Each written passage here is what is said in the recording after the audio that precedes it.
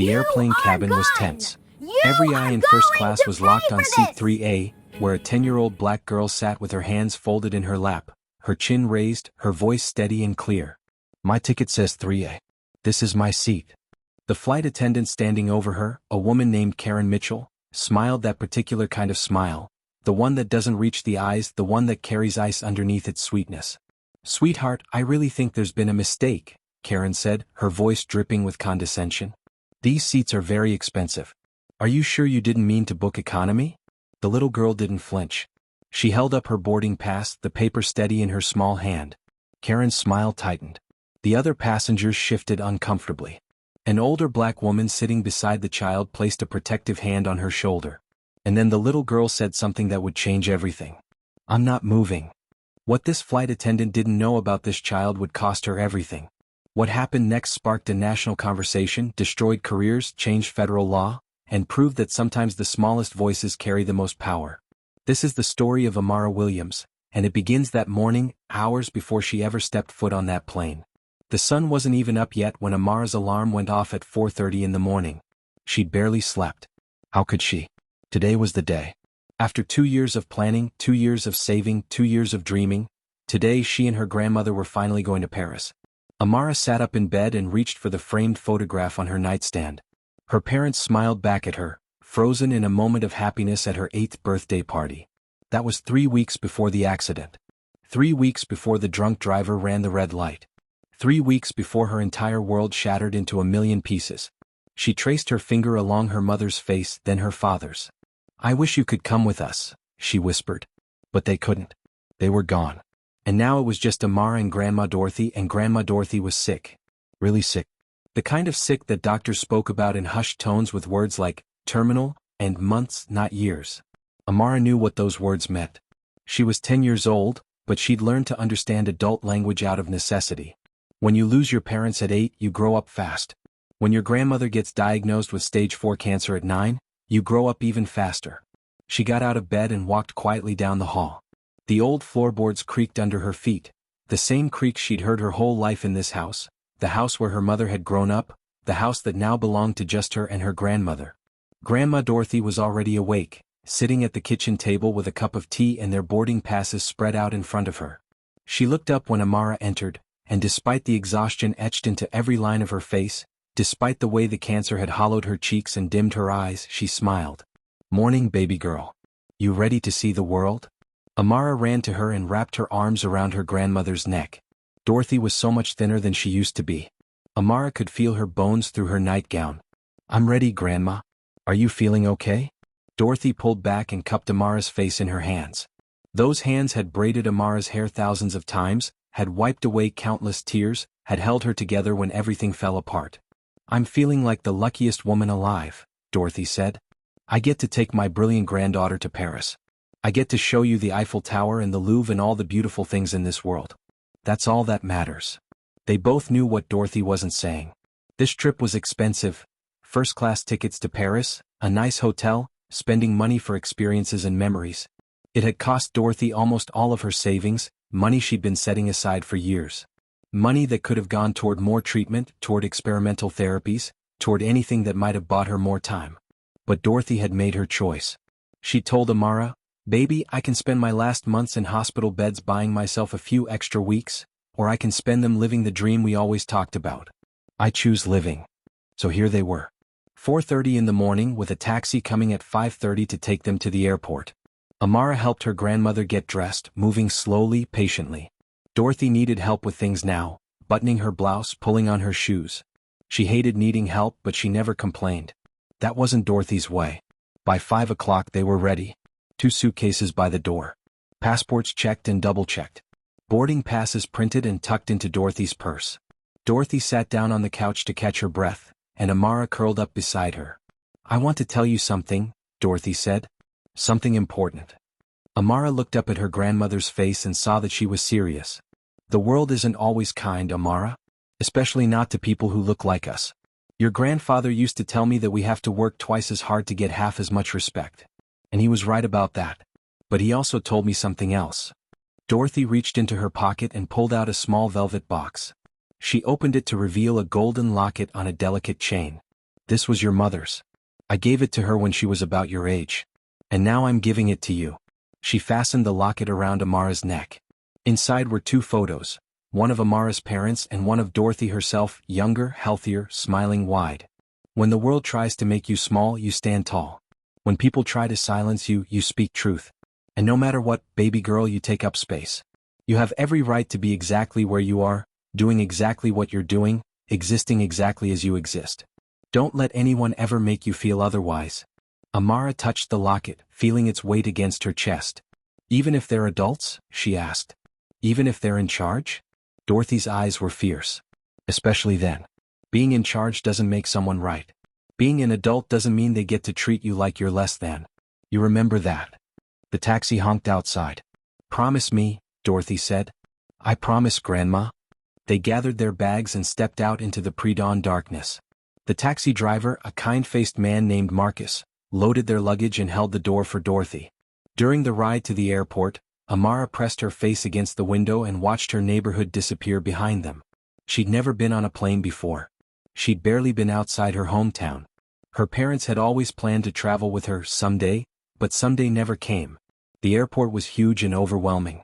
Bright lights, crowds of people rushing in every direction, announcements echoing from overhead speakers.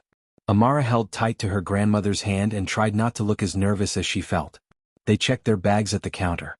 The agent, a middle-aged white woman with severe makeup, looked at their first-class tickets with raised eyebrows. "First class to Paris," she said, her tone just slightly off. "Special occasion?" "Trip of a lifetime," Dorothy replied, her voice warm but firm. The agent stared at their tickets for what felt like too long, then scanned them and handed back their boarding passes without another word. Their first hint of trouble. They moved through security, and Amara noticed how the TSA agent seemed to take extra time with them. He unpacked Dorothy's carefully folded clothes, examined her medications with unusual scrutiny, ran his hands through every pocket of their bags. "Just being thorough," he said when Dorothy gave him a questioning look. The other passengers in line, most of them white, sailed through with barely a glance at their belongings. Amara felt something uncomfortable twist in her stomach, but Dorothy squeezed her hand and whispered, "Hold your head up, baby." They found their gate with an hour to spare. Dorothy needed to rest, so they sat in the waiting area. Amara pulled out her notebook, a thick journal where she documented everything she found interesting. Today's entry started with, "First time at an airport. Everyone seems to be in a hurry. Grandma says Paris is 8 hours away. That's 4,800 minutes. I can't wait." She loved planes.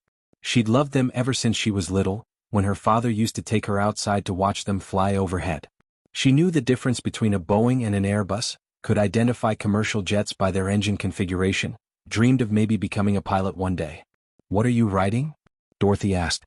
"Just observations. So I remember everything." Dorothy smiled. "You're going to do great things, Amara. You know that." Before Amara could respond, the gate agent's voice came over the speaker. "We'll now begin boarding for Flight 447 to Paris. First class and premium passengers may board at this time." This was it.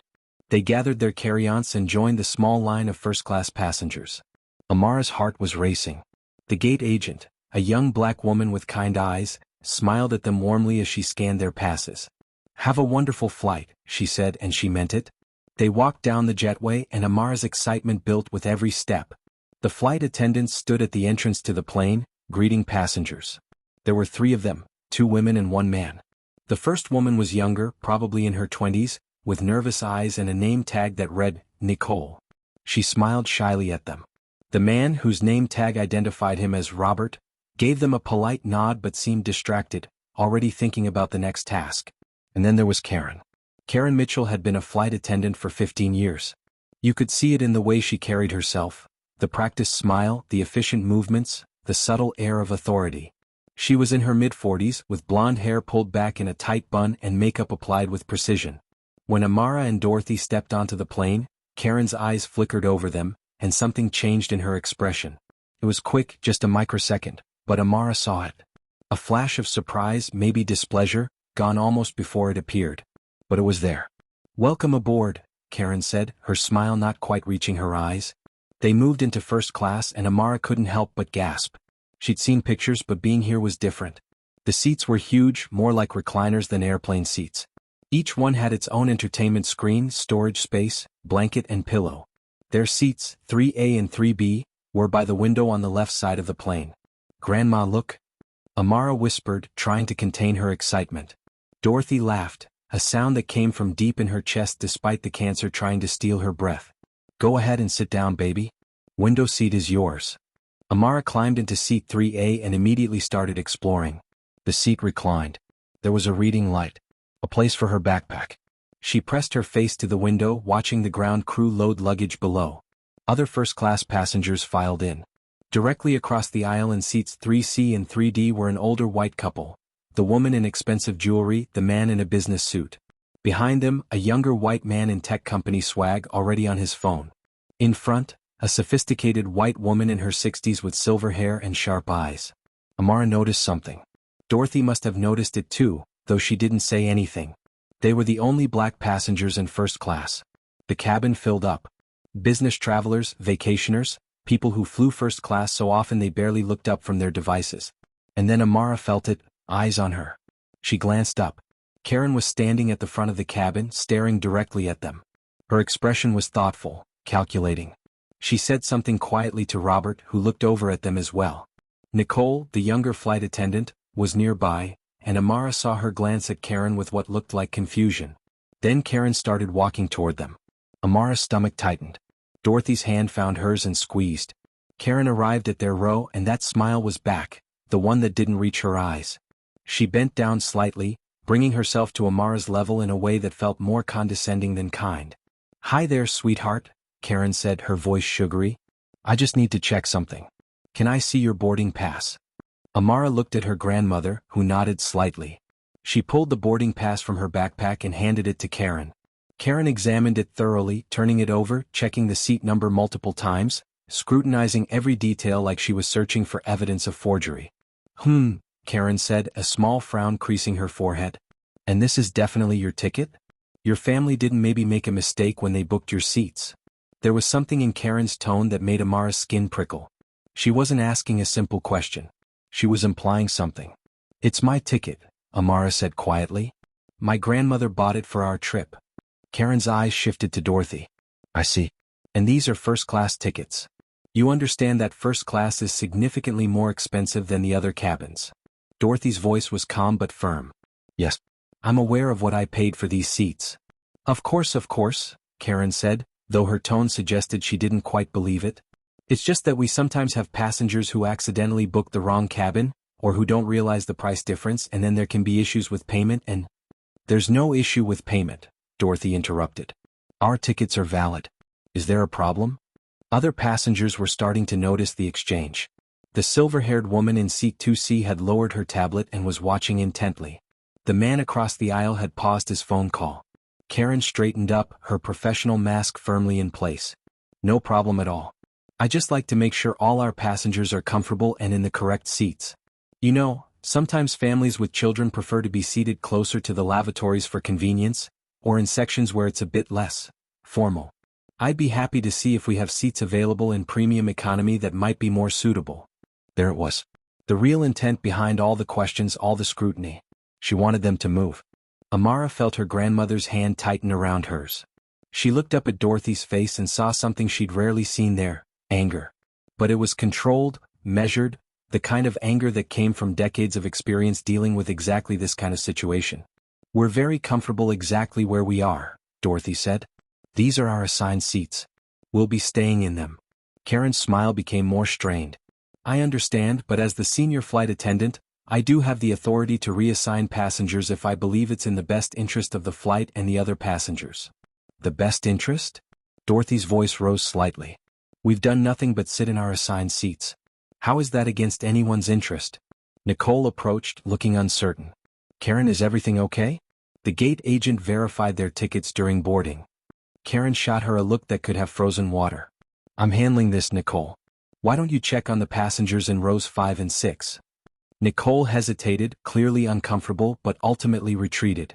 Robert appeared at Karen's elbow, backing her up with his presence if not his words. He said nothing, just stood there, a silent reinforcement of authority. Amara's heart was pounding. She remembered her grandmother's words from that morning.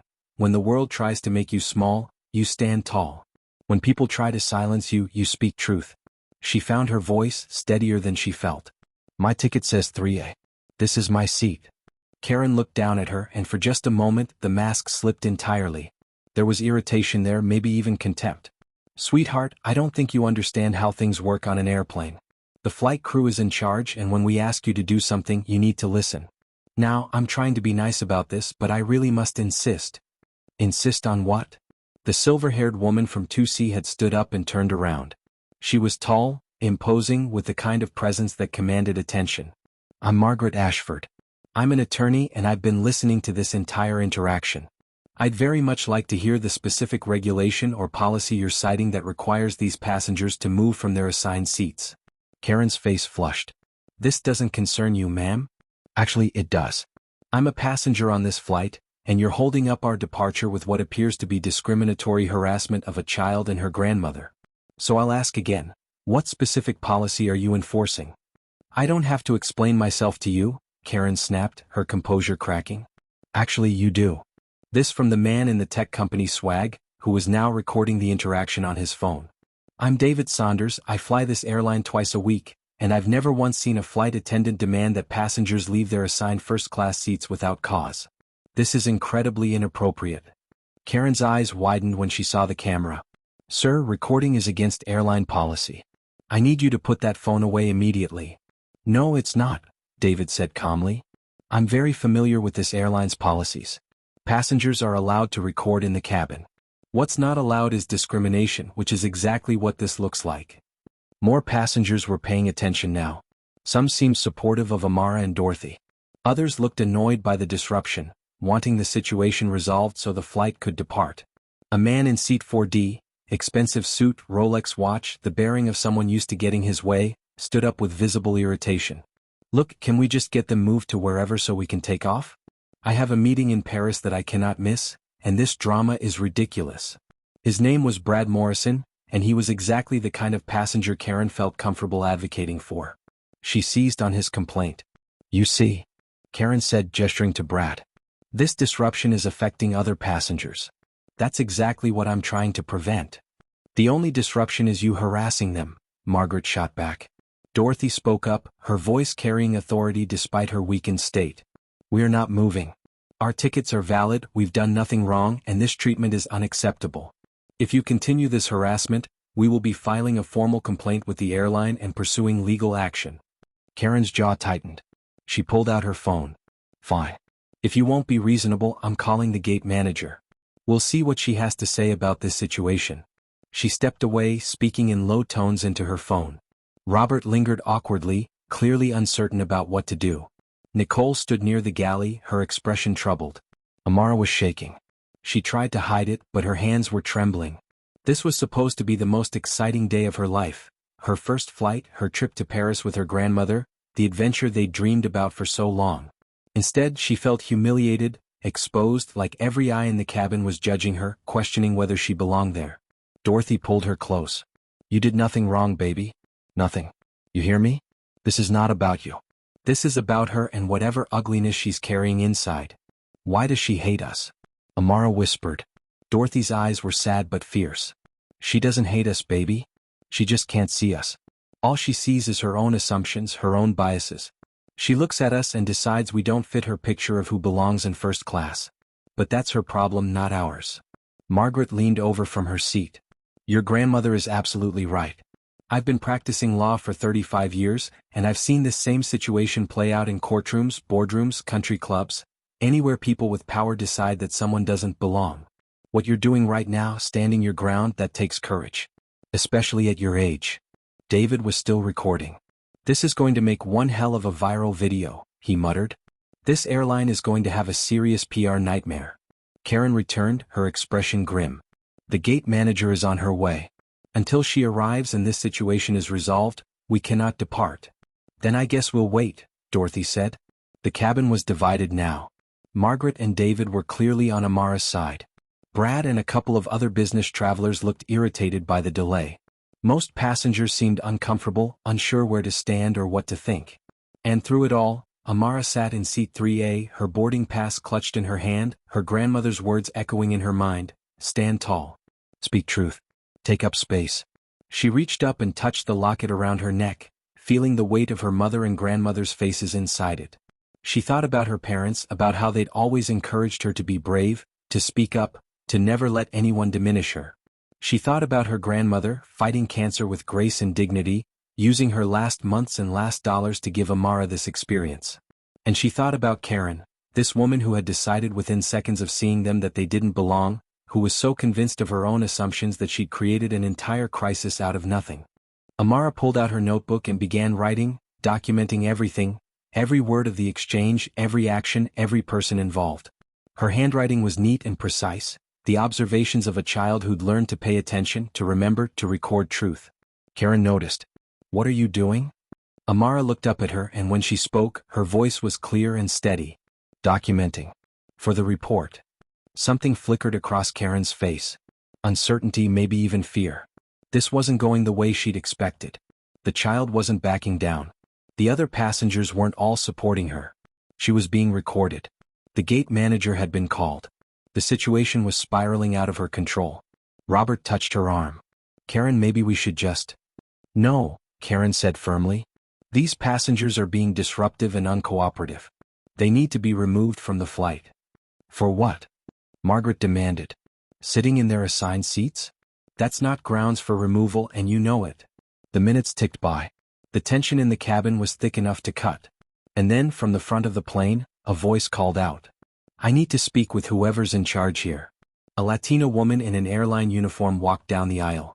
Her name tag identified her as Elena Rodriguez, gate manager. She had kind eyes but a no-nonsense bearing, the look of someone who'd dealt with difficult situations before. Karen immediately launched into her explanation. "Elena, thank goodness you're here. These passengers in 3A and 3B have been uncooperative and disruptive. They're refusing to follow crew instructions and they're holding up the flight. I've asked them multiple times to relocate to more appropriate seats, but they've become belligerent." Elena's expression didn't change. "I see. And what instructions were they refusing to follow?" "I asked them to move to a different section of the aircraft for the comfort and safety of all passengers." "Based on what specific safety concern?" Karen faltered. "Well, I just felt that given the circumstances." "What circumstances?" Karen's face was reddening. She lowered her voice, but Amara could still hear her. "Elena, you can see the situation. These passengers clearly don't fit the profile of our typical first-class travelers. I was concerned about potential issues with payment, or that they might not understand the expectations and protocols of the first-class cabin." The cabin went dead silent. Elena's expression hardened. She turned to Dorothy and Amara. "May I see your boarding passes, please?" Dorothy handed them over. Elena examined them carefully, then pulled out a tablet and checked something on the screen. "These tickets were purchased 3 months ago," Elena said. "Paid in full. No issues with payment whatsoever. They're assigned to seats 3A and 3B, which is exactly where these passengers are sitting." She looked up at Karen. "So I'll ask you again, what specific problem are you trying to address?" Karen's mouth opened and closed. There's been a pattern of, I just think it would be better for everyone if..." "If what?" Elena's voice was sharp now. "If these paying passengers who have done absolutely nothing wrong, were removed from their assigned seats because you've decided they don't look like they belong in first class?" "That's not what I'm saying." "That's exactly what you're saying." Elena's voice carried throughout the cabin. "And as someone who has also been profiled and questioned and made to feel like I don't belong in spaces I have every right to be in, I recognize exactly what this is." She turned to Dorothy and Amara. "I am deeply sorry for this treatment. It's unacceptable, it's against every policy this airline has, and it will not stand. You are welcome passengers, your tickets are valid, and you will absolutely be staying in your assigned seats." Relief flooded through Amara so strongly she felt dizzy. Dorothy's hand squeezed hers. But Karen wasn't done. Desperation crept into her voice. "Elena, I really think..." "That's enough, Karen. This conversation is over. These passengers stay exactly where they are. You will apologize to them and then you will move on with your pre-flight duties. Do you understand?" For a long moment, Karen just stood there, her face a mask of barely controlled anger. Then, through gritted teeth, she said, "I apologize for any inconvenience." It was the most insincere apology Amara had ever heard. But it was something. Elena wasn't satisfied. "That's not good enough. A real apology." Karen's hands clenched into fists at her sides. When she spoke again, her voice was tight but clearer.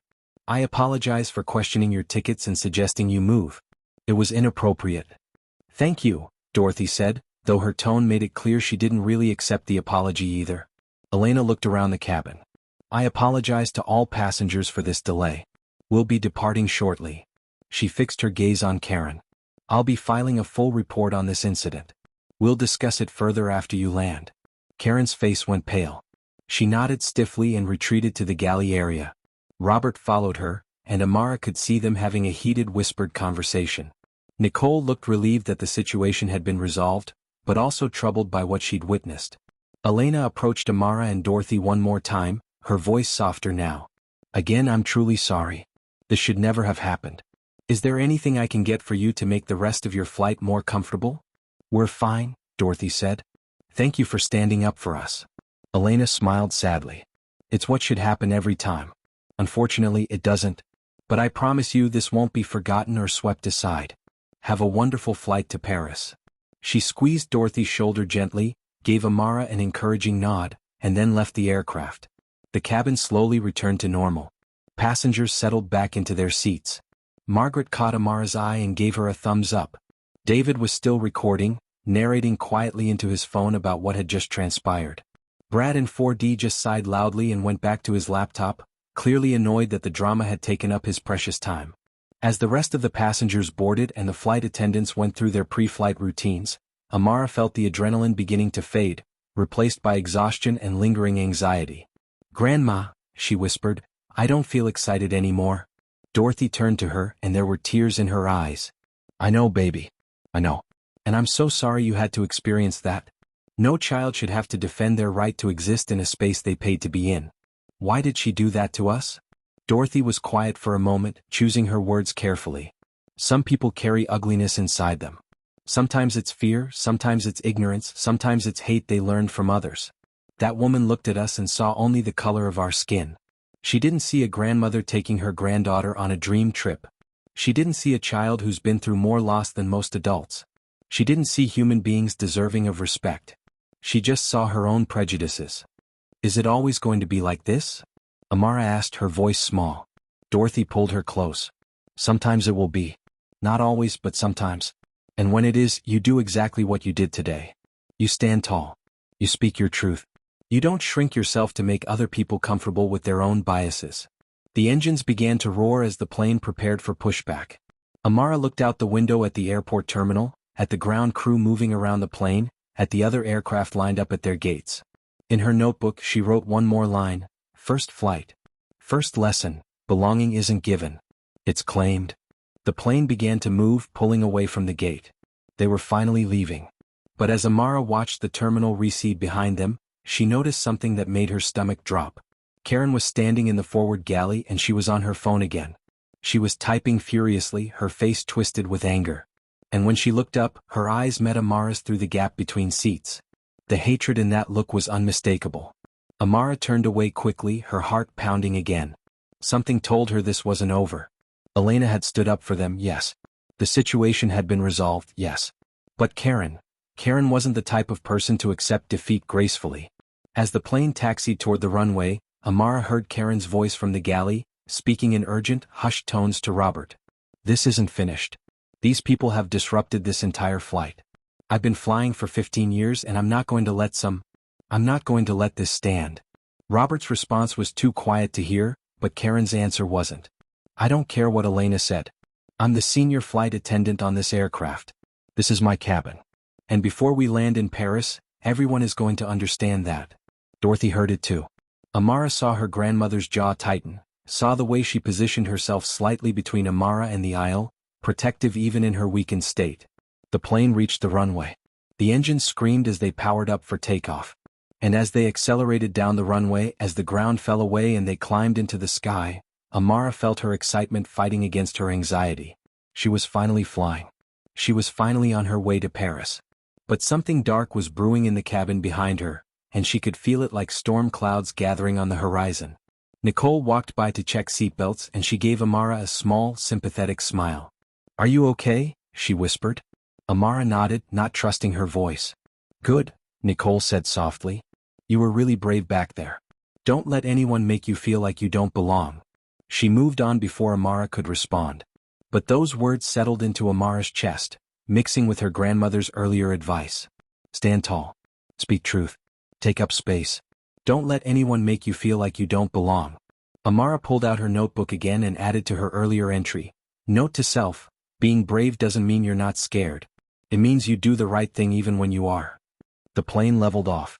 The seatbelt sign dinged off. Most passengers relaxed, pulling out laptops or tablets, settling in for the long flight ahead. But Amara couldn't relax. She kept glancing toward the galley, where Karen and Robert were having another intense conversation. Karen kept gesturing, clearly agitated, while Robert looked increasingly uncomfortable. Margaret noticed Amara's anxiety. She leaned over slightly. Hey, sweetheart. Try not to worry too much. Elena was very clear. That flight attendant knows she's in trouble. She's not going to risk making things worse. But Margaret was wrong. Because Karen Mitchell had spent 15 years establishing herself as the authority in her cabin.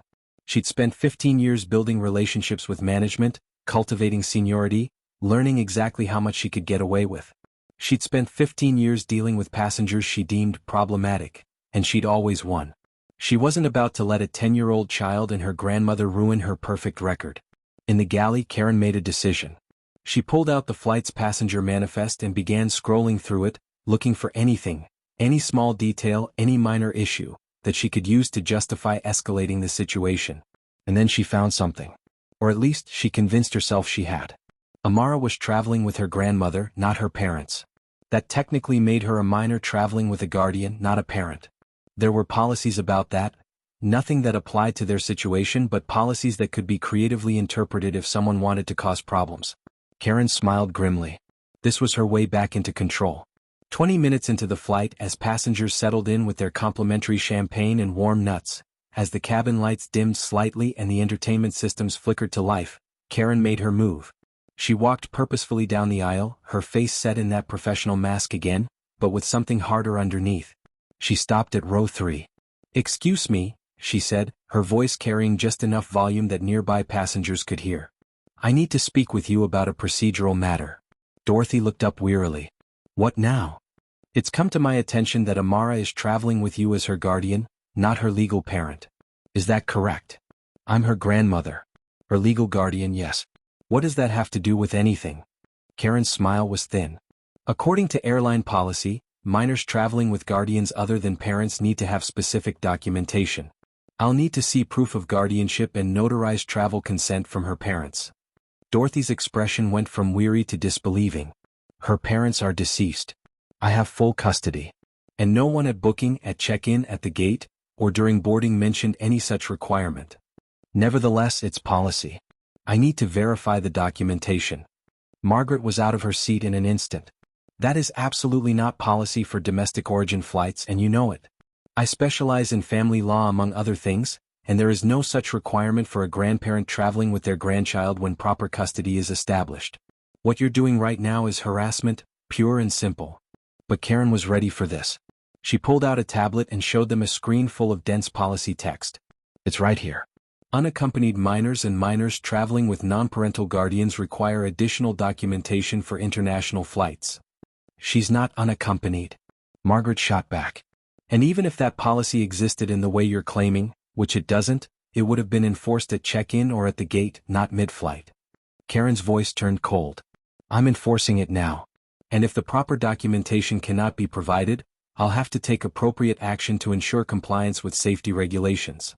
The threat was clear. She was going to try to make them move. Maybe even try to have them removed when they landed. Amara felt her grandmother's whole body tense. Dorothy's breathing was becoming labored. The stress was affecting her already compromised health. She reached into her purse for her inhaler, hands shaking slightly. And then something inside Amara broke. Not broke like shattered, broke like a dam bursting, releasing everything she'd been holding back. The fear, the sadness, the anger, the exhaustion of being 10 years old and dealing with adult cruelty. She stood up in her seat, all 4 feet 8 inches of her, and faced Karen Mitchell directly. Her voice wasn't loud. It didn't need to be. It was clear, steady, and filled with the kind of moral certainty that only children who've suffered real loss can access. "You need to stop." Karen looked down at her with barely concealed contempt. "Sit down, young lady. This is between me and your grandmother. No, Amara said. It's not. You're doing this because of me. Because you don't think I belong here. Because you looked at us and decided we weren't good enough for these seats. That's not. Let me finish. Amara's voice was stronger now, carrying throughout the cabin. Other passengers were fully paying attention. David's phone was up again, recording. My parents died 2 years ago. A drunk driver hit their car. I was supposed to be with them that night, but I had a sleepover. They went to get ice cream without me and they never came home. Her voice wavered but didn't break. She touched the locket around her neck. My grandmother, this amazing, strong, beautiful woman sitting next to me, she took me in. She gave up her retirement to raise me. And then she got sick. Really sick. Cancer. Stage 4. The doctors say she has months left, maybe less. Karen's face was losing some of its hardness, but Amara wasn't done. She spent almost all her savings on this trip. Not on more treatment. Not on making herself more comfortable. On giving me this experience. On showing me Paris, on teaching me that the world is bigger and more beautiful than our little town, on making memories that I'll carry for the rest of my life after she's gone. Tears were streaming down Amara's face now, but her voice stayed steady. This trip is everything to us. It's all we have. And you decided in the first 30 seconds that we didn't deserve to be here. You looked at the color of our skin and decided we must have made a mistake. That we couldn't possibly afford these seats. That we didn't fit your idea of who belongs in first class. The cabin was absolutely silent except for the hum of the engines. You've spent the last hour trying to humiliate us, trying to force us out of seats we paid for, making up rules that don't exist, looking for any excuse to justify your own prejudice. And now my grandmother, who is dying, who is using her last days to love me, now she can't even breathe right because you've stressed her so much. Dorothy had tears running down her face too, but she was smiling through them, so proud of her granddaughter she thought her heart might burst. Amara looked directly into Karen's eyes. My grandmother taught me something this morning. She said when the world tries to make you small, you stand tall. When people try to silence you, you speak truth. And no matter what, you take up space. Because you have every right to be exactly where you are. She took a breath. So here's my truth, we're not moving. We're not apologizing. We're not shrinking ourselves to make you comfortable with your own bias. We're going to Paris. We're going to sit in these seats that we paid for. And you're going to leave us alone. The silence that followed was deafening. And then, slowly Margaret started clapping. Then David. Then the couple in seats 4A and 4B. Then more passengers. Even some of the people who'd seemed annoyed by the earlier disruption joined in. The applause built until it filled the cabin, and Karen Mitchell stood there, frozen, as every person around her acknowledged what she'd done and chose to stand against it. Nicole was crying openly now, no longer even pretending to be neutral. She walked over and squeezed Amara's shoulder. You're incredible, she whispered. Robert looked deeply uncomfortable, finally seeming to understand the full scope of what had been happening. And Karen? Karen's professional mask had finally, completely shattered. Her face was red, her eyes wide, her hands trembling. She'd lost. Not just the immediate confrontation but something much bigger. Her authority, her control, her ability to hide her prejudice behind policy and procedures, all of it was gone. From the front of the cabin a new voice spoke. What in God's name is happening in my cabin? Captain James Hartley stood at the cockpit door. He was in his 50s, with silver hair and the kind of commanding presence that came from 30 years of flying. His first officer stood behind him, equally confused. Everyone started talking at once, but Captain Hartley held up his hand. One at a time. Someone explain. Now. Margaret spoke first, clear and concise, laying out the entire situation from the moment they boarded. David offered his video as evidence. Nicole, voice shaking, confirmed everything. Karen tried to interject, to explain, to justify, but Captain Hartley silenced her with a look. When the full story was laid out, his face was thunderous. Ms. Mitchell returned to the galley immediately. You're relieved of passenger service duties for the remainder of this flight. Mr. Chin, you're on notice for failing to intervene in what was clearly inappropriate conduct. Miss Sanders, you're now lead attendant for this cabin. Nicole looked shocked. Sir, I'm only 3 months. You're the only one who showed any moral courage. Congratulations on the field promotion. He turned to Amara and Dorothy. Ma'am, young lady, on behalf of this airline and this flight crew, I apologize. This should never have happened. You will be filing a formal complaint when we land, yes? Yes, Dorothy said firmly. Good. You should. This is unacceptable. He looked around the cabin. Ladies and gentlemen, I apologize for this disruption. We'll be at cruising altitude for the next several hours. Please try to enjoy your flight. And Ms. Mitchell? He fixed her with a hard stare. You and I will be having a very long conversation after we land. He returned to the cockpit, leaving stunned silence in his wake. Karen stood in the aisle for a long moment, her face a mask of humiliation and rage. Then she turned and fled to the galley, where Amara could see her frantically texting someone. Probably her union representative, probably already trying to spin the story in her favor. But it was too late. David's video was already uploading to the cloud via the plane's Wi-Fi. Margaret was already drafting notes for a formal complaint. Captain Hartley was already writing up an incident report that would follow Karen's career forever. The truth was out. And the truth had wings. Amara sat back down, suddenly exhausted. The adrenaline that had carried her through that speech drained away, leaving her shaky and hollow. Dorothy pulled her close, kissing the top of her head. I am so proud of you, baby girl. So proud I could burst. You stood up. You spoke your truth. You took up space. I was so scared, Grandma. I know you were. Being brave means doing the right thing even when you're terrified. And you were so brave. If you haven't subscribed yet, now's the time. Because what started on this plane is about to become something much bigger. Hit that subscribe button, you won't want to miss what happens next. The rest of the flight passed in a strange mixture of peace and tension. Nicole checked on them constantly, bringing extra snacks, fresh juice, warm cookies. She seemed determined to make up for what had happened, though her kindness couldn't erase the ugliness that had preceded it. Margaret moved to the empty seat beside Amara so they could talk more easily. She told Amara about her own experiences, about being one of the only black women in her law school class in the 1970s, about the judges who dismissed her arguments, about the clients who requested a different attorney when they saw her face. But you know what I learned? Margaret said, her eyes bright with conviction. Every single time someone tried to make me feel small, every single time someone questioned whether I belonged, I got stronger. Because their doubt became my fuel. Their prejudice became my determination. And eventually I stopped needing their approval at all. She reached over and squeezed Amara's hand. You're already there, sweetheart. At 10 years old, you're already there. That's remarkable. David came over too, showing Amara the analytics on his phone.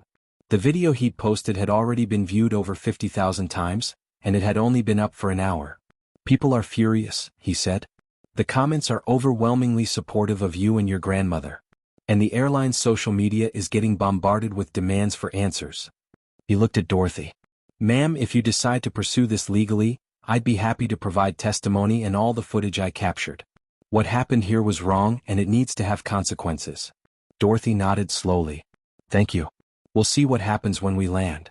Even some of the passengers who'd seemed indifferent earlier made a point of stopping by. The couple from 4A and 4B introduced themselves as James and Linda Chin. No relation to Robert, they were quick to clarify. We should have spoken up sooner, Linda said, her voice thick with regret. We saw what was happening and we stayed silent. That was cowardly. I'm sorry. You found your voice when it mattered, Dorothy said graciously. That's what counts. Only Brad Morrison remained hostile, shooting dirty looks in their direction whenever he walked past. But his disapproval felt small now, powerless. Amara barely noticed him. Karen stayed hidden in the galley for most of the flight. The few times she had to emerge, for safety checks, for turbulence warnings, she moved quickly, efficiently, avoiding all eye contact. Her humiliation was complete. Robert, on the other hand, seemed to be having some kind of internal reckoning.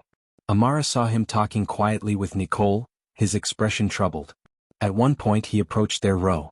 I want to apologize, he said, his voice low. I should have stopped what was happening. I knew it was wrong, but I didn't want to cause problems with a senior crew member. That was weak. I'm sorry. Dorothy studied him for a long moment, then nodded. Thank you for saying that. The question now is, what will you do differently next time? Robert met her gaze. I'll speak up. I promise you that. As the hours passed, Amara found herself relaxing despite everything. She watched movies on the entertainment screen.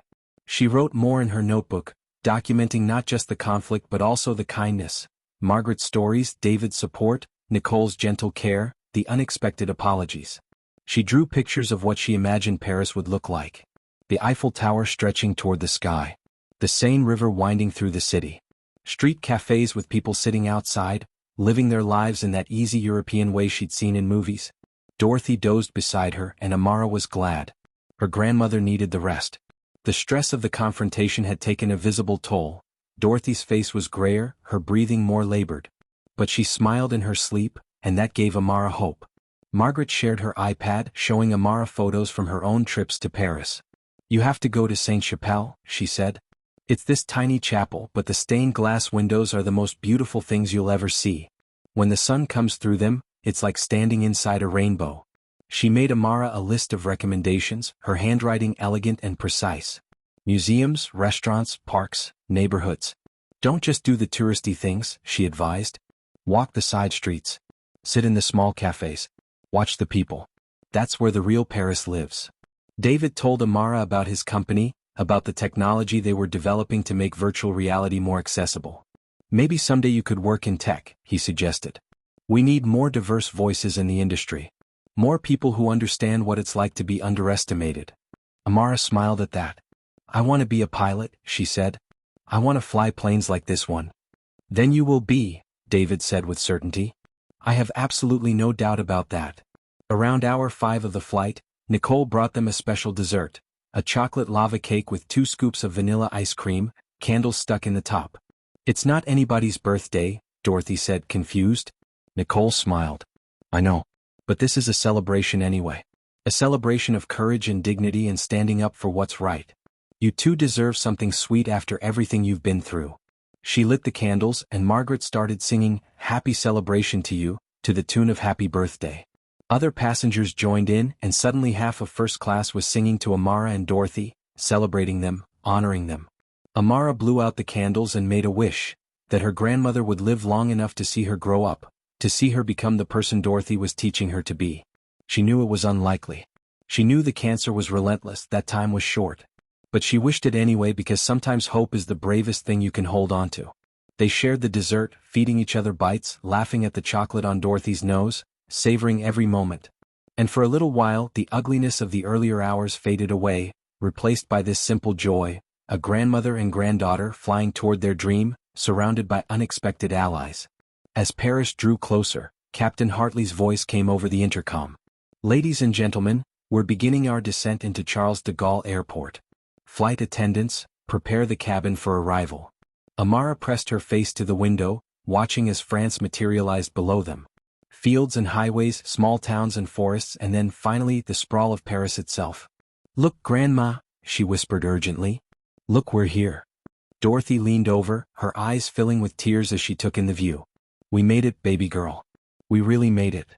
The plane descended through clouds and Paris revealed itself in pieces, the Seine like a silver ribbon, the Eiffel Tower rising proud and unmistakable, the white domes of Sacré-Cœur glowing in the afternoon sun. Amara had never seen anything so beautiful. The wheels touched down with a gentle bump, and spontaneous applause broke out in first class.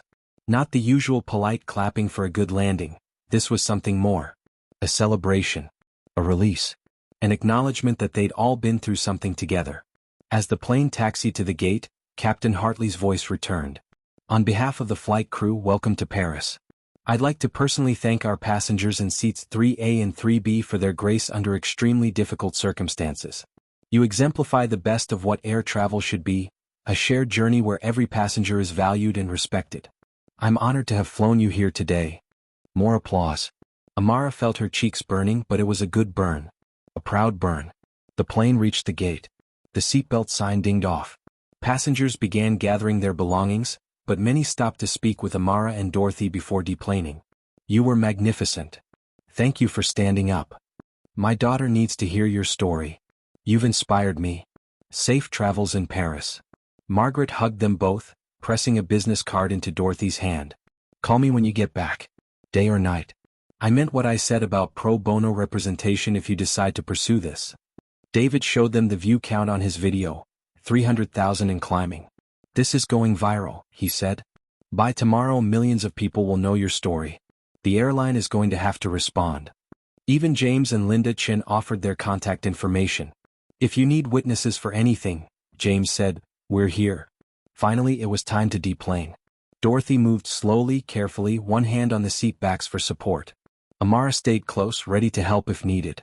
As they reached the front of the plane, Captain Hartley stood by the cockpit door. He shook Dorothy's hand solemnly, then knelt down to Amara's level. "You know what the most important quality in a pilot is?" he asked. Amara shook her head. "Courage under pressure. The ability to stay calm and do the right thing when everything around you is chaotic. You showed that today better than many pilots I know." He smiled. "If you decide to pursue flying, the industry would be lucky to have you."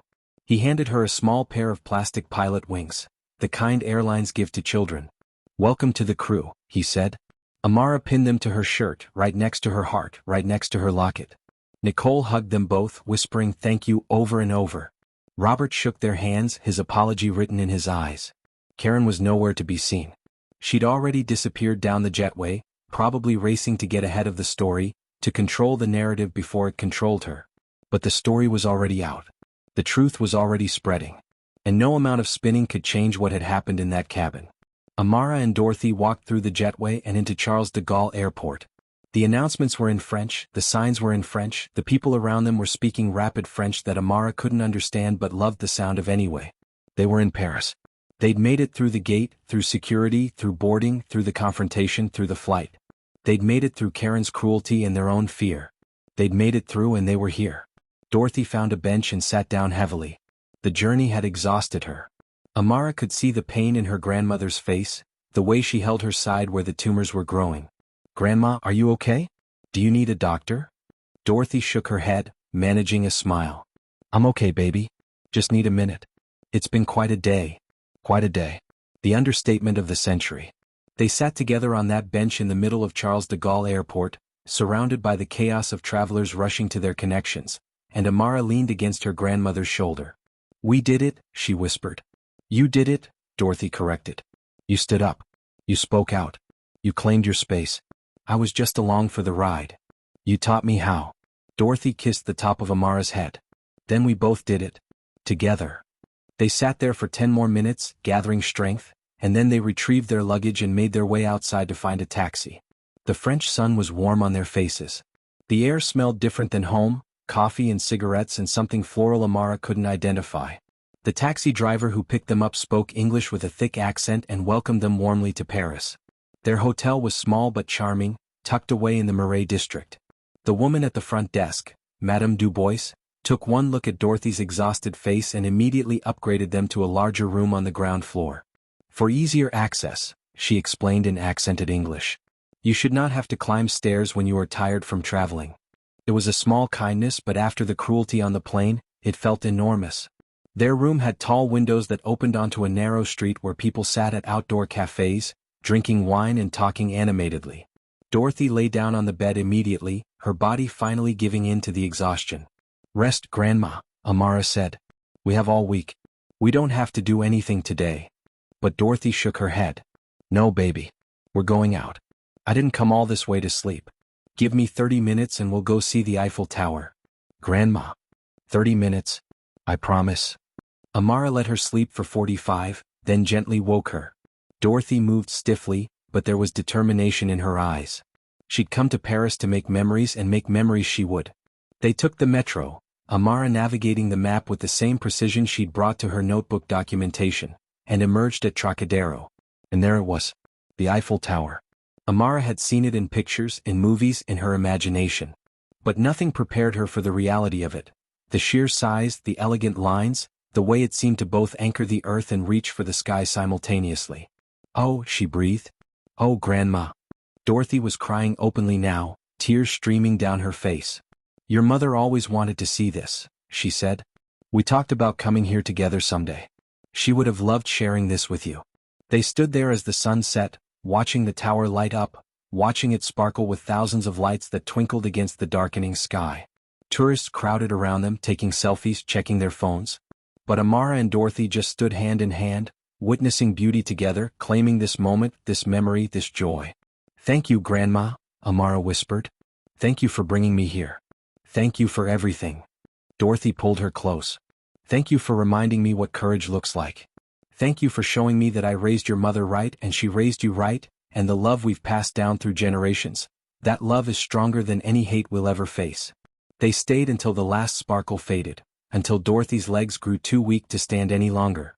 They found a small cafe nearby and ordered hot chocolate and croissants, and Amara documented everything in her notebook while Dorothy watched with tired, happy eyes. Back at the hotel, Dorothy fell asleep almost immediately. But Amara lay awake, listening to the sounds of Paris outside her window, thinking about the day, about the plane, about Karen and Margaret and Nicole and Captain Hartley. She thought about her speech, about standing up, about the way her voice had carried through that cabin. She thought about the applause, about the solidarity, about the unexpected allies who'd found their courage because she'd found hers first. She thought about her parents, about how proud they would have been. She thought about her grandmother, sleeping peacefully in the next bed, having used some of her precious remaining energy to give Amara this gift. And she thought about tomorrow, about the days ahead, about all the Paris they still had to explore. But she didn't think about home yet. She didn't think about what would happen when they got back, about the formal complaint they'd file, about the media attention that was building, about the investigation that was surely coming. Tonight was for Paris. Tonight was for dreams fulfilled and promises kept. Tonight was for a grandmother and granddaughter who'd claimed their space and refused to be moved. Tomorrow would come soon enough. And when it did, they'd face it the same way they'd faced everything else. Together, standing tall, speaking truth, taking up space.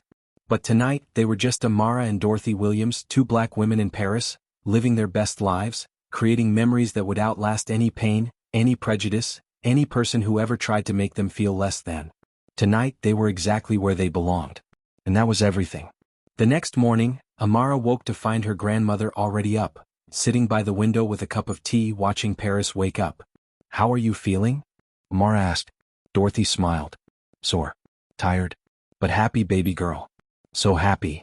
They spent the morning walking slowly through the Marais, stopping frequently so Dorothy could rest.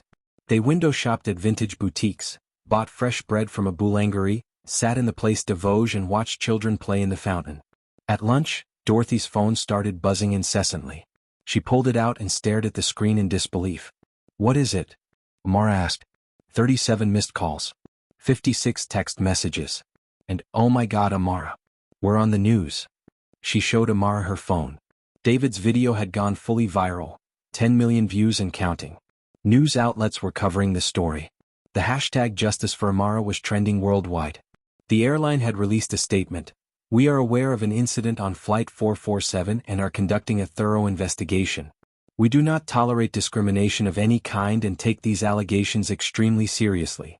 But the public wasn't satisfied with corporate speak. The comments demanded action. Demanded Karen be fired. Demanded compensation. Demanded change. Dorothy's phone rang again. This time she answered. "Hello? Yes, this is Dorothy Williams." "I see. CBS Evening News? Yes, we would be willing to speak with you when we return. Yes, I have that contact information. Thank you." She hung up and looked at Amara with wide eyes. "Baby, this is big. This is really big." Margaret had texted. The airline's legal team reached out. "They want to discuss a settlement before you even file a complaint. Call me when you can." David had sent updates. 17 million views. CNN, BBC, NPR all want interviews. Your story is resonating globally. Even Nicole had texted, though she wasn't supposed to have their contact information. "I've been asked to testify in the internal investigation. I'm going to tell them everything. Thank you for giving me the courage to speak the truth." The world was watching. The story that had begun in a first-class cabin was now spreading across continents, sparking conversations about discrimination, about dignity, about what it means to stand up for yourself in the face of institutional power. But here in Paris, none of that mattered as much as the croissant Amara was eating, warm and flaky and perfect. None of it mattered as much as Dorothy's smile, tired but genuine. None of it mattered as much as the fact that they were here, together, living the dream they'd planned for so long. "What do you want to do?" Dorothy asked. "About all of this?" Amara thought carefully. "I want to finish our vacation. I want to see everything we planned to see. And then, when we get home, I want to make sure what happened to us doesn't happen to anyone else." Dorothy nodded slowly. "That sounds exactly right." So they turned off their phones and returned to being tourists. They visited the Louvre, where Amara stood transfixed in front of the Mona Lisa, understanding for the first time why art mattered, why beauty mattered, why humans had spent centuries creating and preserving these works. They climbed, slowly with many rest stops, to the top of Montmartre and gazed out at Paris spread below them. They watched artists paint in the square, street musicians play accordion, tourists and locals alike moving through their days. They went to Notre Dame, still under reconstruction from the fire, and Dorothy told Amara about resilience, about how even ancient sacred things can be wounded but not destroyed, how they can be rebuilt stronger than before. They took a boat ride on the Seine at sunset, and Dorothy held Amara's hand and told her stories about her own grandmother, about the strength that had been passed down through generations of black women who'd survived everything history threw at them. "We come from survivors," Dorothy said. "From women who were enslaved but never broken. From women who were denied education but taught themselves to read. From women who were told they couldn't vote, couldn't own property, couldn't be anything but maids or mammies, and who proved every limitation wrong." She squeezed Amara's hand. "What you did on that plane. That's our legacy. That's generations of women who refused to accept the box the world tried to put them in. You carry all of them with you, baby. You carry us all." Amara felt the weight of that legacy, but it wasn't heavy. It was empowering. It was knowing she wasn't alone, that she stood on the shoulders of countless brave women who'd faced worse and persevered. They visited Sainte-Chapelle, just as Margaret had recommended, and stood beneath those impossible stained glass windows, light pouring through in jewel-toned rivers of red and blue and gold. Dorothy cried quietly, overwhelmed by beauty, by the fact that she'd lived long enough to see this, to share this with her granddaughter. They ate at sidewalk cafes, attempting French and laughing at their terrible pronunciation. They window-shopped along the Champs-Élysées, bought souvenirs for neighbors back home, took too many photos and then took more. And every night, back at their hotel, Amara wrote in her notebook. Not just about the sights they'd seen, but about the way Dorothy laughed at her own jokes, about the kindness of strangers who helped them find their way, about what it felt like to be somewhere so far from home and yet feel so completely present. She wrote about the plane too, not dwelling on the ugliness but acknowledging it. She wrote about learning that the world could be cruel and beautiful in the same breath, that joy and pain could coexist, that standing up for yourself was exhausting and exhilarating in equal measure. On their 4th day in Paris, Dorothy's energy began to flag more noticeably. She slept later, tired earlier, needed longer rest breaks between activities. The cancer was asserting itself, reminding them both that borrowed time was still borrowed. But Dorothy never complained. She pushed through the pain, determined to soak up every moment, to give Amara every experience she'd promised. They visited the Palace of Versailles, and Dorothy sat in the gardens while Amara explored the Hall of Mirrors, running her hands along the walls, marveling at opulence she could barely comprehend. They went to Shakespeare and Company bookstore, and Amara picked out 3 books. One in French that she couldn't read but loved the feel of, and 2 in English about brave girls who'd changed the world. Dorothy bought them along with a leather-bound journal. "For when you fill up your current notebook," she explained. "For all the stories you still have to tell." On their 5th evening, they sat at a café in Saint-Germain-des-Prés, watching the world go by, when Dorothy's phone rang. She turned it back on that morning to check in with her doctors. She answered, listened, and her face changed. Grew more serious. More resigned. When she hung up, she was quiet for a long moment. "What is it, Grandma?" Dorothy took Amara's hands in hers. "The doctors want me to come back early. My last test results weren't good. They think I need to start a new treatment protocol immediately. So we'll go back. We'll go back tomorrow?" But Dorothy shook her head. "No, baby. We have 2 more days. We're staying." "But Grandma, listen to me. I'm dying. We both know that. Starting treatment 2 days earlier isn't going to change that. But cutting our trip short? That would be giving up. That would be letting cancer steal even more from us than it already has." Tears streamed down Amara's face. "I don't want to lose you. I know, sweetheart. I know. But you're not going to lose me. I'm going to be with you always. In that locket. In the lessons I've taught you. In the way you stand tall and speak truth and take up space. I'm going to be with you every single time you refuse to accept someone else's limitations." They cried together in that café in Paris, holding each other while French couples walked by with their baguettes and bottles of wine, while life continued all around them in its messy, beautiful, relentless way. And then Dorothy dried her eyes, ordered them both chocolate eclairs and said, "Now what should we do with our last 2 days?" They went to the opera. Dorothy used almost the last of her savings to buy tickets to Carmen at the Opera Garnier, and they dressed up. Amara in a new dress they'd bought at a boutique, Dorothy in her best outfit despite how it hung on her diminished frame. The opera house was breathtaking, all red velvet and gold gilt and crystalline chandeliers. The performance was in French, but emotion is universal, and Amara understood every note of longing, every aria of love and loss. During intermission, an older French woman approached them.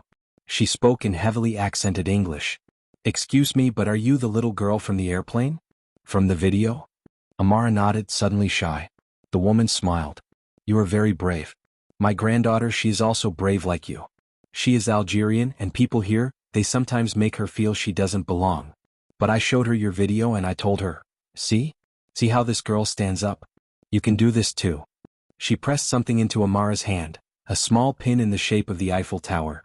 For courage, she said, and disappeared back into the crowd before Amara could thank her. Amara looked down at the pin, then at her grandmother, who was crying again but smiling too. See, baby? Dorothy whispered. Your voice reached all the way to Paris. Reached a grandmother and her granddaughter who needed to hear it. That's the power of speaking truth. It ripples out in ways you can't even imagine. Their last full day in Paris was bittersweet. They moved slowly, savoring everything. They had breakfast at their favorite cafe, the one where the owner had learned their names and started automatically bringing Dorothy tea and Amara hot chocolate with extra whipped cream. They walked along the Seine, stopped at the bouquinist to browse old books and postcards. They visited Père Lachaise Cemetery and found the graves of Oscar Wilde and Edith Piaf, Jim Morrison and Chopin. Dorothy stood before each grave, reading the tributes people had left, touching the stones with gentle fingers. All these people, she said. All gone. But not forgotten. Their work lives on. Their impact lives on. That's all we can hope for, really. To leave the world a little different than we found it. To touch lives in a way that matters. She turned to Amara. You've already done that, baby girl. At 10 years old, you've already done that. That evening they returned to the Eiffel Tower one last time. They'd been there on their first night, but Dorothy wanted to go again. Wanted to see it sparkling one more time. Wanted to end their trip where it had really begun. With wonder, with beauty, with the fulfillment of a dream. They found a spot on the lawn beneath the tower, and Dorothy spread out a blanket she'd bought at a market. They lay down together, looking up at the tower rising above them, at the first stars appearing in the darkening sky. Thank you, Amara, Dorothy said softly. Thank you for being you. For being brave and brilliant and kind.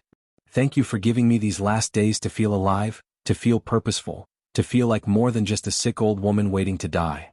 You're not just anything, Grandma. You're everything. Dorothy pulled her close. Tell me what you'll remember. When I'm gone and you think about this trip, what will you remember most? Amara thought carefully. Not just the Eiffel Tower or the Louvre or the cafes. I'll remember the way you pushed through pain to show me all of it. I'll remember your stories about great-grandma and the women who came before her.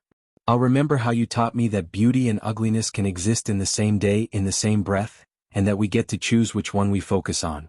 She paused. And I'll remember that you spent your last savings not on trying to buy yourself more time, but on giving me experiences that'll last my whole life. That's love, Grandma. That's the biggest love I've ever known.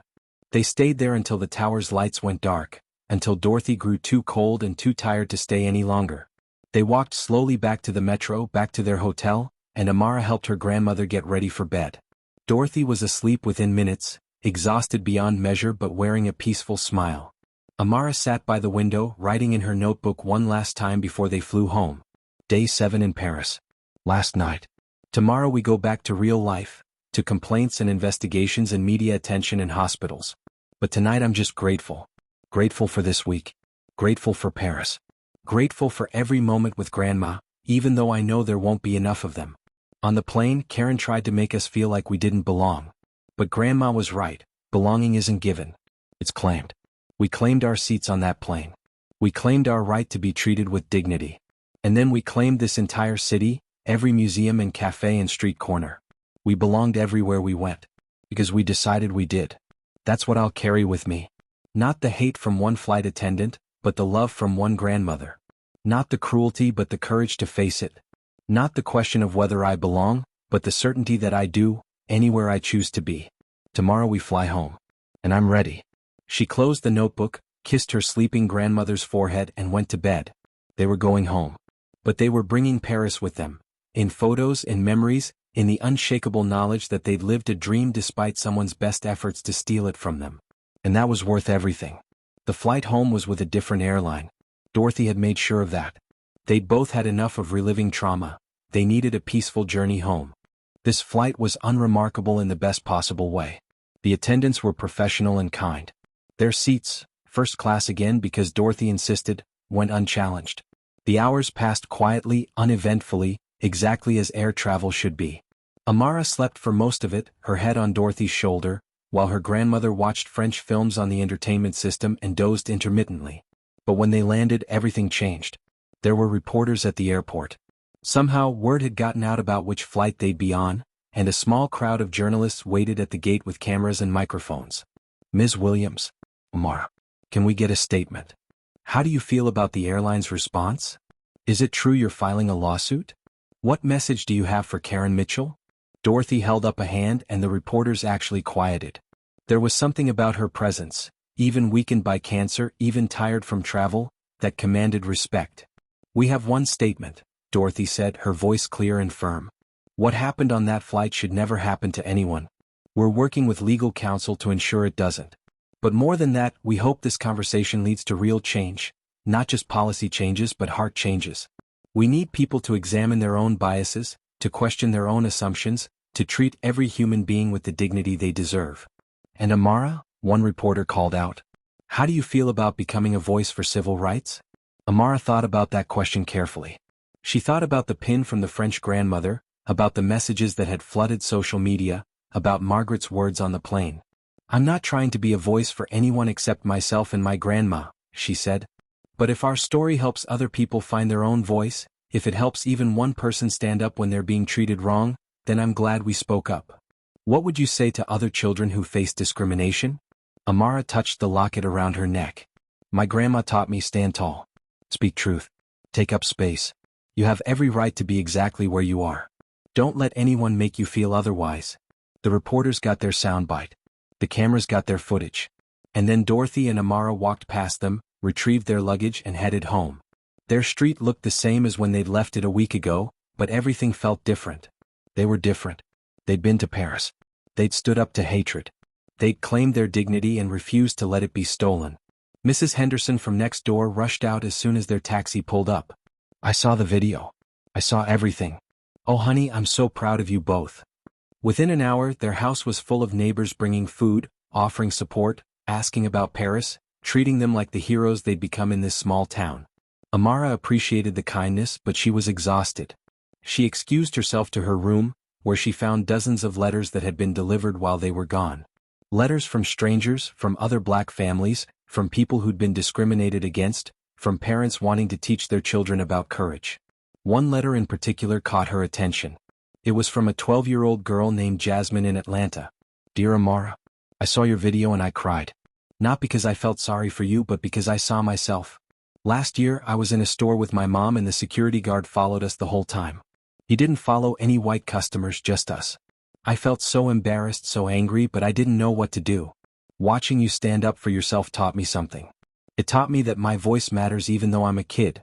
It taught me that I don't have to accept injustice just because an adult is the one doing it. Thank you for being brave. Thank you for showing me what courage looks like. Because of you, next time something like that happens, I'll speak up too. Your friend Jasmine. Amara read the letter 3 times, tears streaming down her face. This was it. This was what Dorothy meant about voices rippling out in ways you couldn't imagine. She'd help Jasmine find her courage. And Jasmine would help someone else. And on, each person empowered to stand a little taller, speak a little louder, take up a little more space. Over the next few days, life became a whirlwind. Margaret called with updates. The airline was desperate to settle, offering 6 figures, promising policy reforms, throwing everything at them to avoid a lawsuit. But I think we should push for more, Margaret said. Not more money, actual systemic change. Mandatory bias training for all employees. An independent oversight committee. A public admission of wrongdoing. Real accountability. Dorothy agreed. They weren't doing this for money. They were doing it so the next black grandmother and granddaughter could fly without fear, could occupy their seats without challenge, could exist without having to constantly prove they belonged. The airline's internal investigation concluded quickly. Karen Mitchell was terminated for violating company policies and discriminating against passengers. Robert Chin received a suspension and mandatory retraining. Nicole Sanders, in contrast, was publicly commended for her integrity and promoted to a training position where she'd help develop new anti-discrimination protocols. Karen gave one interview where she tried to position herself as a victim of cancel culture, but it fell flat. The evidence was too clear, the video too damning. She'd lost her job, her reputation, her ability to hide behind procedural justifications for her prejudice. But Amara didn't feel victorious about Karen's downfall. She just felt tired. Tired of being the one who had to teach adults how to be decent human beings. Tired of carrying the weight of representation. Tired of being brave when she just wanted to be a kid. Dorothy saw it in her eyes. 3 weeks after they returned from Paris, she sat Amara down for a talk. I see you, baby girl. I see how heavy this has become. And I want you to know, you can step back. You can stop giving interviews, stop reading the letters, stop carrying this movement on your 10-year-old shoulders. You've done enough. Amara shook her head. But all those people will be fine. They found their voice because of you, yes. But they don't need you to keep speaking for that voice to remain. You lit a spark, Amara. It's burning now on its own. You can rest. It was the permission Amara needed. She stopped accepting interview requests. Stopped reading every article, every comment, every letter. She went back to being a 10-year-old, going to school, playing with friends, doing homework, being a kid. But she kept writing in her notebook. Kept documenting her observations, her thoughts, her dreams. Dorothy's health declined rapidly after they returned. The trip had taken more out of her than she'd admitted. The new treatment protocol wasn't working. The doctors had run out of options. By October, 2 months after their Paris trip, Dorothy was in hospice care. Their living room had been transformed into a medical facility, with a hospital bed and monitors and nurses who came twice daily. Amara did her homework sitting beside that bed, reading aloud to her grandmother from the books they'd bought in Paris, describing in vivid detail every moment of their trip so Dorothy could live it again through Amara's words. Margaret visited often, bringing flowers and stories and legal updates. The settlement had been reached, not just money but real policy changes. The airline had established the Williams Initiative, a comprehensive anti-discrimination program named after Dorothy and Amara, with oversight, training, and accountability measures that would hopefully prevent other passengers from experiencing what they had. David came by too, showing them how their video had led to a broader national conversation about discrimination in air travel, about the challenges Black travelers faced, about the need for industry-wide reform. Nicole sent cards and called regularly, updating them on the changes she was implementing in flight attendant training, thanking them for giving her the courage to be part of the solution. Even Captain Hartley sent a letter, telling Amara that he'd recommended her story be included in pilot training as an example of how crew members should intervene when they witness discrimination. But through it all, Dorothy grew weaker. Her voice became quieter. Her lucid moments became fewer. Her body was shutting down, systems failing one by one as the cancer consumed everything. On a Tuesday morning in early November, Dorothy woke with unusual clarity. She'd been mostly unresponsive for 3 days, but this morning her eyes were bright, focused. Amara, she whispered. Come here, baby. Amara climbed into the bed beside her grandmother, careful of all the tubes and wires. I need to tell you something, Dorothy said. Something important. I'm listening, Grandma. You're going to be okay. After I'm gone, you're going to be okay. Margaret has agreed to be your guardian. We worked it all out legally. She's going to take good care of you. And you're going to take good care of yourself. Tears streamed down Amara's face. I don't want you to go. I know, baby. I know. But my work here is done. I raised your mother and I helped raise you, and I taught you everything I know about being strong and brave and true to yourself. That's all I was meant to do. She touched the locket around Amara's neck. You carry us all with you now. Your parents, me, all the grandmothers and great-grandmothers who came before. You carry our strength, our wisdom, our love. And you're going to do amazing things. Like what? Dorothy smiled. Whatever you choose, baby girl. Maybe you'll be a pilot like you dream about. Maybe you'll be something else entirely. But whatever you do, you'll do it with your head held high, your voice strong, your space claimed. And that's all that matters. They lay together for hours, Dorothy drifting in and out of consciousness, Amara memorizing every detail of her grandmother's face, committing this moment to memory so she'd never forget. As the sun set, Dorothy whispered, Tell me about Paris one more time. So Amara did. She described the Eiffel Tower at night, sparkling like a diamond. She described the stained glass windows at Sainte-Chapelle, light pouring through in rivers of color. She described the Seine at sunset, the Opera Garnier, the croissants and chocolate éclairs. She described standing up on that plane, finding her voice, speaking her truth. She described how proud she was to be Dorothy Williams' granddaughter. And somewhere during that telling, between one breath and the next, Dorothy slipped away. Peacefully. Painlessly. With a smile on her face and her granddaughter's hand in hers. She was gone. And Amara's world shattered all over again. The funeral was huge. Their small town's black church overflowed with people. Neighbors, friends from Dorothy's lifetime, people who'd seen the video and wanted to pay their respects to the woman who'd raised such a courageous child. Margaret sat beside Amara in the front row, her presence steady and solid. David came, and Nicole, and even Captain Hartley. The French grandmother who'd given Amara the pin sent flowers all the way from Paris. Amara spoke at the funeral, her voice clear despite the tears streaming down her face. My grandmother taught me to stand tall, to speak truth, to take up space. She taught me that belonging isn't given, it's claimed. And she taught me that love is the bravest thing we can do, especially when time is short. She touched the locket around her neck. I carry her with me now. Her and my parents. All of them living in here, in this locket, and in here. She touched her heart, in the lessons they taught me, in the courage they gave me, in the knowledge that I'm never truly alone. My grandmother spent her last savings taking me to Paris. She chose living over dying, chose joy over fear, chose giving me memories over buying herself time. That's the kind of love I come from. That's the legacy I'll carry forward. And when I face discrimination again, because I will, because we all will, I'll hear her voice. Stand tall. Speak truth. Take up space. And I'll do it. Not just for me but for her and for everyone who needs to see what courage looks like. There wasn't a dry eye in that church. They buried Dorothy next to Amara's parents in the town cemetery. 3 graves side by side. A family reunited in death if not in life. Amara stood at those graves for a long time after everyone else had left, talking to them, telling them about Paris, promising them she'd be okay. I miss you, she whispered. I miss you so much. But I'm going to make you proud. I'm going to do everything you taught me. I'm going to fly, literally fly, and I'm going to take up so much space that no one will ever be able to make me feel small again.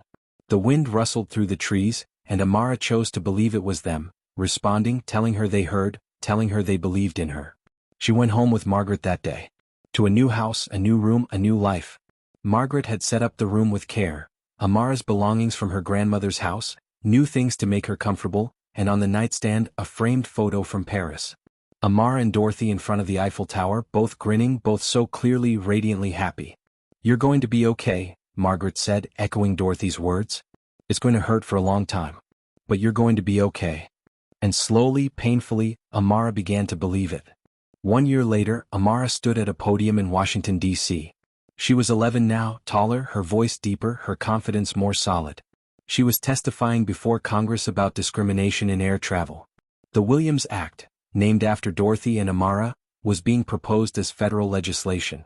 It would strengthen protections for passengers, mandate training, establish oversight, create accountability. Senators and representatives filled the room. Camera crews recorded every word. This was history being made. Amara wore the locket. She wore the pilot wings Captain Hartley had given her. She wore the Eiffel Tower pin from the French grandmother. And she spoke. My name is Amara Williams. I'm 11 years old, and I'm here to tell you about the day a flight attendant tried to force me and my dying grandmother out of our first-class seats because she didn't think we belonged there. She told the story again, the scrutiny, the microaggressions, the escalation, the moment she stood up and refused to accept injustice. But this isn't just my story, she said. It's the story of countless black travelers who've been profiled, questioned, harassed, and removed from planes for no reason other than the color of their skin. It's the story of every person who's ever been made to feel like they don't belong in a space they paid to occupy. The Williams Act won't solve racism. Laws can't do that. But it can create consequences for discrimination. It can establish standards. It can make it harder for people like Karen Mitchell to abuse their authority without accountability. She looked directly at the senators. My grandmother didn't live to see this day. Cancer took her 2 months after we returned from Paris. But she would want me here. She would want me fighting for change. She would want me making sure no other child has to stand up alone on an airplane and demand the dignity that should be given freely. So I'm asking you to pass this legislation. Not for me, I've already found my voice. But for everyone who's still searching for theirs. For everyone who needs the law to back them up when they stand tall, speak truth, and take up space. Because that's what my grandmother taught me. Belonging isn't given. But it sure helps when the law protects your right to claim it. The room erupted in applause. Senators stood. Camera crews zoomed in. And Amara stood at that podium, feeling her grandmother's presence, her parents' pride, the weight of all those grandmothers and great-grandmothers who'd fought their own battles so she could fight hers. The Williams Act passed 3 months later. It became federal law, signed by the president in a ceremony where Amara stood front and center, where her story was told again, where Dorothy's sacrifice was honored. Karen Mitchell watched from her small apartment, unemployed and unemployable in the airline industry, seeing what her prejudice had wrought. Not just her own downfall but a national reckoning, a legal reform, a movement that would outlast them all. Nicole Sanders ran training programs across the country, teaching flight attendants about implicit bias, about the importance of intervening, about how one person's courage could inspire an industry-wide change. Margaret continued practicing law, but she'd also become a mother figure to Amara, giving her stability, love, and the space to heal from all she'd lost. David's company developed technology to help airlines track and address discriminatory patterns, turning activism into innovation. And Amara? Amara thrived. She excelled in school. She joined the aviation club. She took flying lessons as soon as she was old enough. She wrote articles about her experience, spoke at schools, mentored younger kids who faced discrimination. But she also just lived. She had sleepovers with friends. She struggled with math homework. She had crushes on boys who didn't notice her. She fought with Margaret about curfews and appropriate clothing. She was a normal kid who'd done an extraordinary thing, and then returned to being a kid again. 5 years later, at 16, Amara stood in the same spot where her grandmother had spread a blanket on their last night in Paris. She'd returned, this time on her own, using money she'd earned from speaking engagements, from the settlement, from her own work. Margaret had wanted to come, but Amara needed to do this alone. Needed to close the circle, to fulfill the promise she'd made at those graves 5 years ago. She lay down on the grass beneath the Eiffel Tower, just as she'd done with Dorothy, and looked up at the structure rising above her. "I did it, Grandma," she whispered to the sky. "I testified before Congress. The Williams Act is law. I'm learning to fly, actual real flying. I'm becoming the person you taught me to be." Tears streamed down her face, but they were good tears. Healing tears. "I miss you every single day. I miss Mom and Dad too. But I feel you with me. Every time I stand up for myself, every time I refuse to accept someone's limitations, every time I claim my space, I feel all of you there, giving me strength." She pulled out her notebook. She was on her 6th one now, all of them filled with observations, stories, dreams. She opened to a blank page and began to write. "I'm in Paris again. Same spot where Grandma and I lay on our last night together. The Eiffel Tower looks exactly the same, but I'm different. I'm older, sadder in some ways, but stronger too. I've learned so much since that day on the plane. I've learned that courage isn't the absence of fear, it's acting despite it. I've learned that one voice can spark a movement. I've learned that standing up for yourself is exhausting and necessary and worth it. But mostly I've learned what Grandma was really teaching me. It wasn't just about planes or prejudice or policies. It was about dignity. About knowing your worth and refusing to let anyone diminish it. About loving yourself enough to demand the respect you deserve. I carry that lesson everywhere now. It's in the locket around my neck. It's in the pilot wings I keep in my wallet. It's in every word I speak, every stand I take, every space I claim. Thank you, Grandma. Thank you for Paris. Thank you for teaching me to be brave. Thank you for loving me so much that you spent your last days showing me the world instead of hiding from death. I'm going to be a pilot. I'm going to fly. And every time I'm in a cockpit, I'll remember you. I'll remember that belonging isn't given, it's claimed. I'll remember to stand tall, to speak truth, to take up space. I'll remember." She closed the notebook and sat up, watching as the Eiffel Tower began to sparkle, just as it had on that first night, just as it had on that last night, just as it would for thousands of nights to come.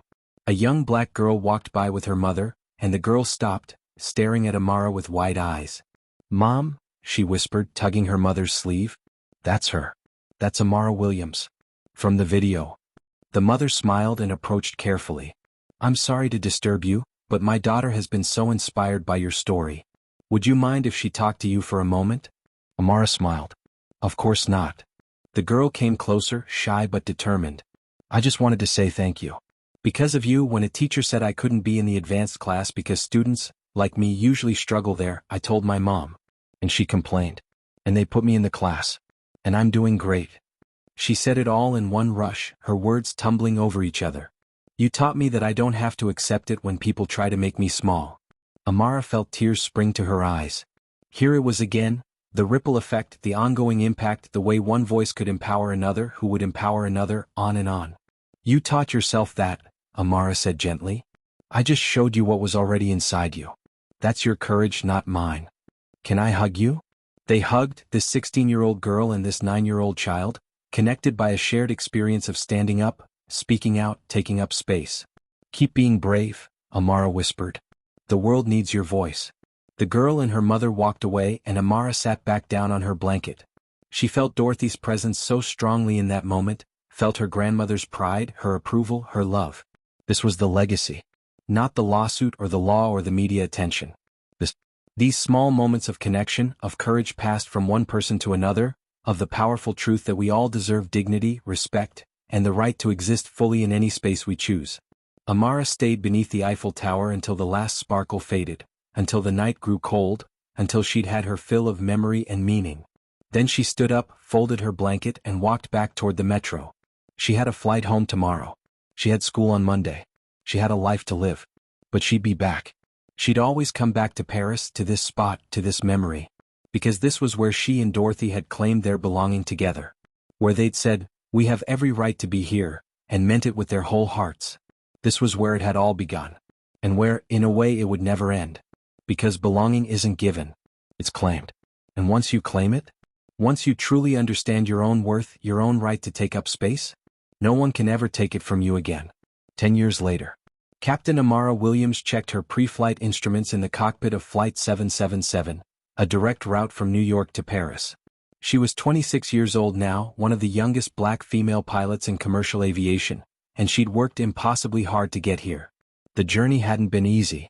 She'd faced skepticism, bias, people who questioned whether she was really qualified or just a diversity hire.